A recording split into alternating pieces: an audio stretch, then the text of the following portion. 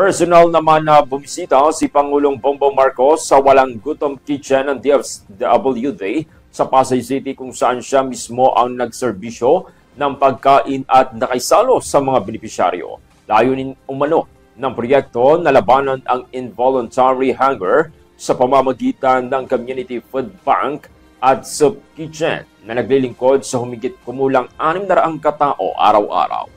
Ayon kay DSWD Secretary Rex Gatchalian, malinaw ang direktiba ng Pangulo na gawing pangunahing misyon ng paglaban sa gutom at palawakin pa ang mga food kitchen sa buong bansa.